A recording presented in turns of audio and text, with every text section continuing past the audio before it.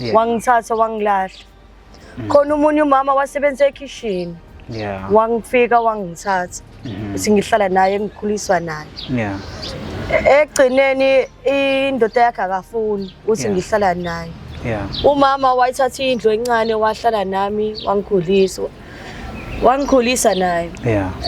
After that wakushona umama. Yeah. Washona umama ngiphuma khona ngihlala nongani wami. Yeah. Yeah. Kanti ngihlala nongani wami ngihlala every night ngicasha ngiyolala lapho. Yeah. Wabona uma wakhe wangixosha. Eish. Wangixosha khona. Yeah. Uthi akafuni uthi ngihlala khona. Yeah. After ngithola uboyfriend. Yeah. Cabanga ukuthi uboyfriend uzonginikeza indawo yokulala. Yeah. Uzongithengela ingubo, uzonginika ukudla. Yabo ngathi ngisafarisha kakhulu.